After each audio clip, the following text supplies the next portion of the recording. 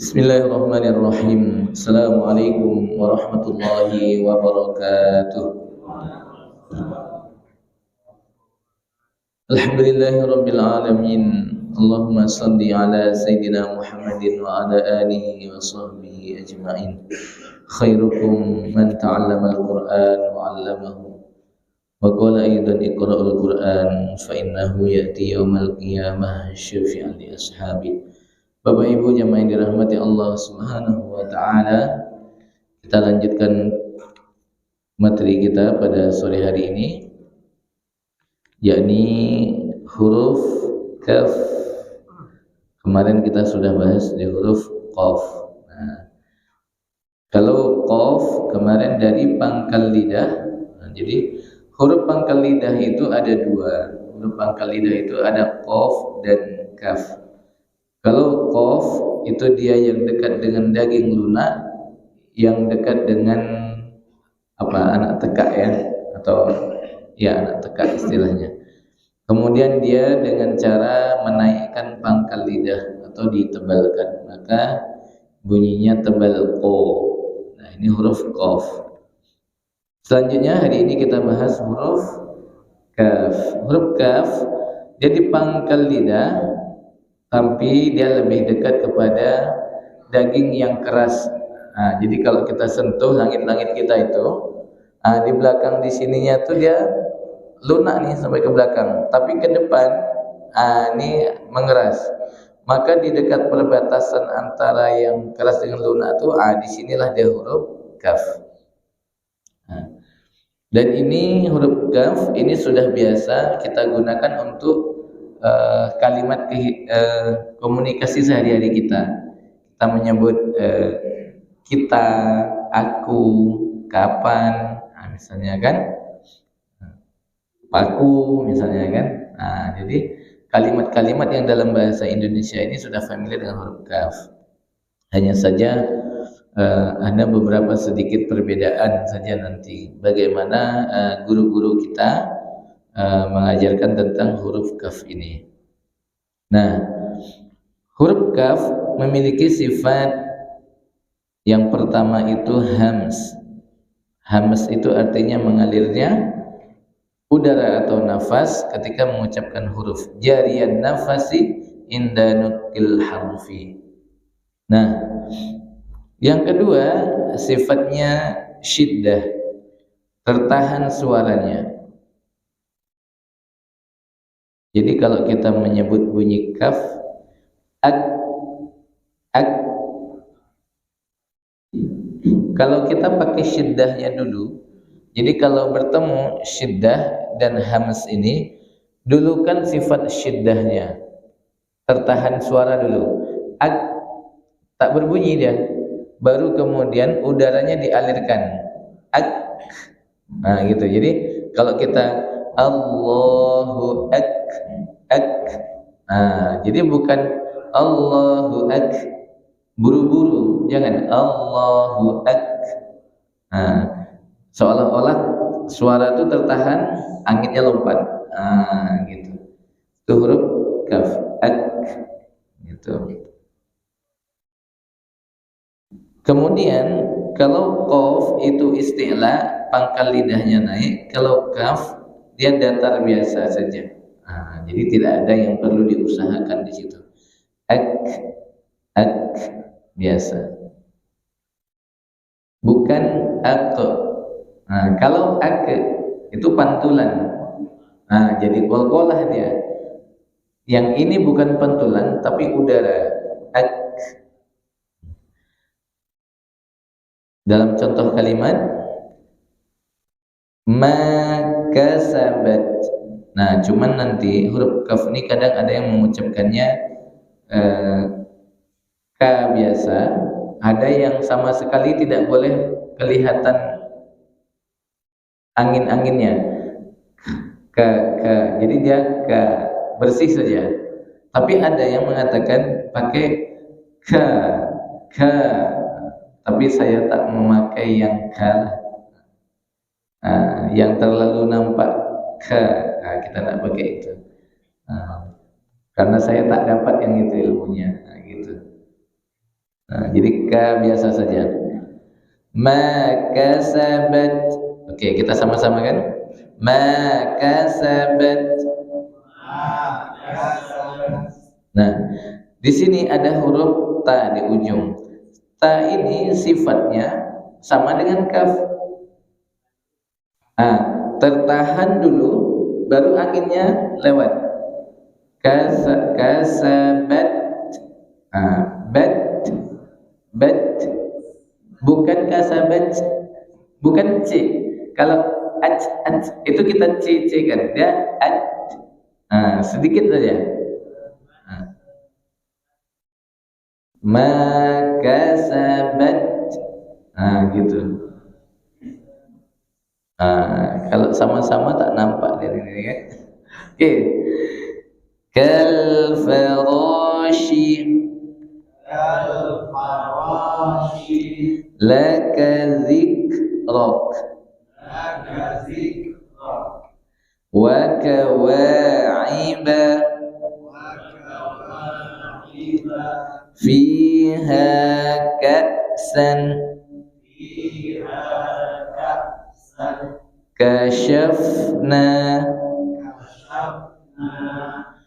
al-hakimina. Kenapa dibaca al? Karena huruf ketiganya fathah, karena diawali dengan alif. Nah, kalau huruf ketiganya fathah, mestinya dibaca i, ya kan, dari bawah. Nah, udah paham berarti ini kan? Wa yuzakkikum tazkiratan fakihatun makinun al-kawakibu fakku raqabah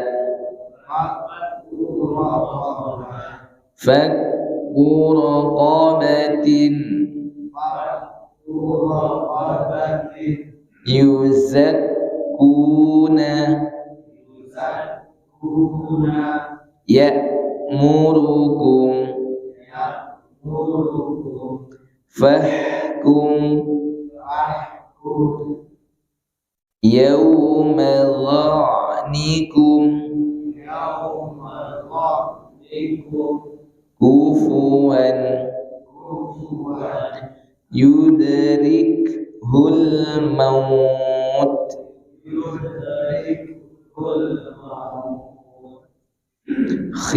khitamuhu miskun khitamuhu misk.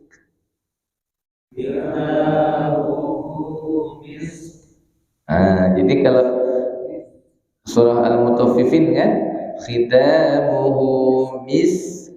Jadi jangan langsung khitamuhu misk. Jangan misk. Jadi alirkan sinnya baru masuk ke kaf. Khitamuhu misk.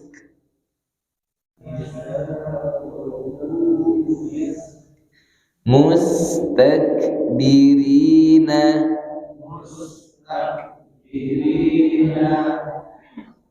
wa huwa maklumun aktsaruhum wa akda. Alhamdulillah. Nah, ini huruf kaf. Oke, kita lanjutkan satu huruf lagi, huruf lam.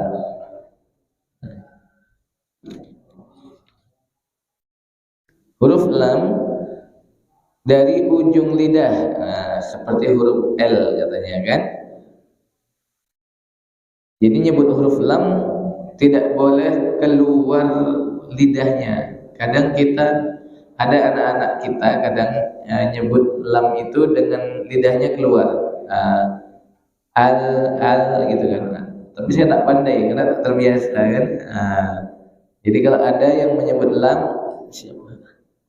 Jadi tidak boleh dikeluarkan lidahnya. Biasanya ini dia terbiasa dengan ketika ngobrol sehari-hari, ketika nyebut huruf L lidahnya keluar. Nah ini kalau ada yang begitu, nah itu cepat dilatih untuk jangan dikeluarkan. Walaupun dia ngobrol biasa pakai bahasa Indonesia, nah itu jangan dibiarkan. Nah, karena nanti pas belajar baca Quran dia akan terbiasa seperti itu. Nah, ini akan sulit memperbaikinya.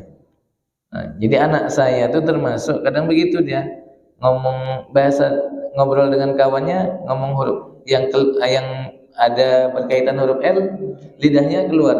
Nah itu harus diwanti-wanti. Nah jangan gitu, ulangi coba ngomongnya. Gitu, lidahnya jangan dikeluarin. Gitu. Karena nanti dia ketika tilawah dia akan terbiasa ikut keluar lidahnya. Nah lam itu ada dua versi. Ada yang mengatakan ujung lidah bertemu dengan langit-langit depan. Ada yang mengatakan sisi lidah bertemu dengan langit-langit depan. Jadi begini, yang berasumsi kalau ini lidah, kemarin kita sudah belajar huruf bo. Huruf bo itu dari pangkal sampai ke adna, di pertengahan. Kalau tengah lidah ini maju sedikit lagi, apa nih? 3/4 ya. 3/4 lidah kita. Kanan atau kiri. Ini huruf bo. Huruf lam itu sepertiganya ya. Sepertiga atau seperempatnya? Seperempat kan? Perempatnya. Dari pinggir sini sampai ke depan. Atau kalau sebelah kiri dari pinggir sini sampai ke depan sini. Ini huruf lam. Maka ada yang mengatakan huruf lam itu huruf sisi lidah, ada yang mengatakan huruf ujung lidah. Gitu. Bertemu dengan langit-langit atas. Al. Jadi ketemunya langit-langit depan. Jangan langit-langit atas. Kalau langit-langit atas kemana lidahnya naik gitu kan? Dari depan. Al. Gitu. Jadi dia alama ya kan? Ya betul lah tuh al kan. Jadi kalau kita terbiasa, tapi biasanya ini tidak ada masalah. Gitu. Cuman kadang bedanya kita menyebut al tuh lamnya tebal, antara tebal sama tipis saja. Ada yang l biasa aja al gitu. Jangan ditebal-tebalkan. Dalam contoh, sifatnya yang pertama dia jahr, berarti dia udaranya tidak mengalir. Udaranya nggak ngalir, nggak ada yang gitu. Jangan ke atas ya, ke depan. Kemudian sifatnya lagi dia tawassud. Tawassud itu dia tidak terlalu mengalir, tapi juga tidak ditahan. Tidak pula gitu. Biasa saja. Tapi jangan terlalu dialirkan jadi dia tawassud pertengahan.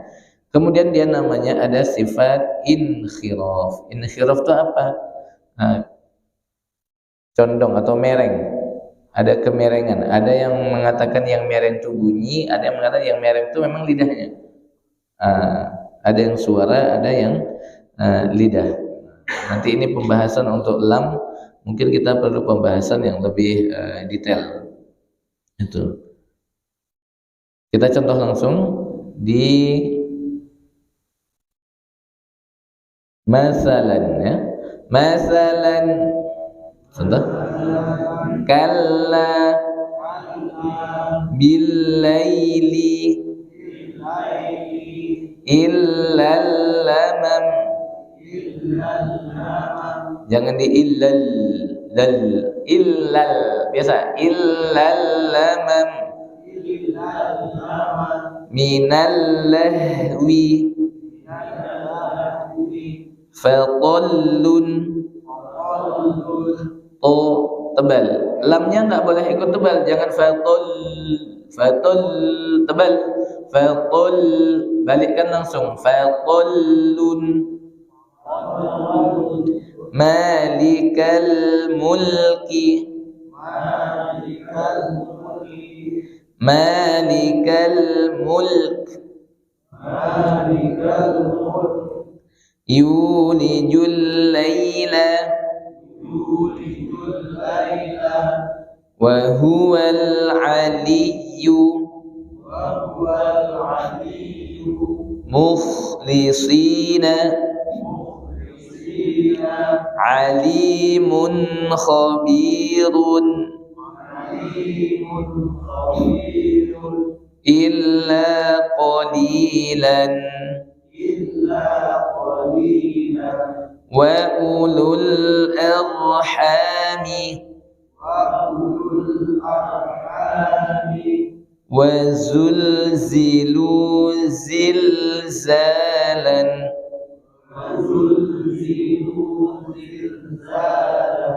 la yahillu laka wa lu'lu'a min lughub ajaluhum mithqala dzarratin mursaluna wal mustad'afina. Nah, di wal tidak boleh, wal mus tidak boleh diputus, tidak boleh juga wal mus, tak boleh mantul ya.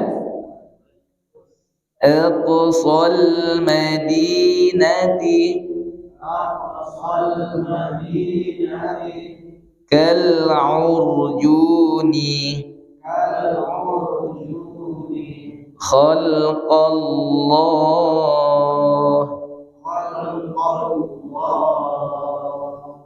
Kok Allah, kok enggak lah? Karena lam jalalah, lafaz Allah. Nanti lafaz Allah pembahasannya beda lagi. Kapan dia bunyi O, kapan berbunyi A. Insyaallah nanti di pembahasan bab lam jalalah, lam lafaz Allah. Nah, inilah cara membunyikan huruf kaf dan lam. Mudah-mudahan Allah mudahkan kita di dalam bertilawah. Demikian kita tutup ucapan hamdalah.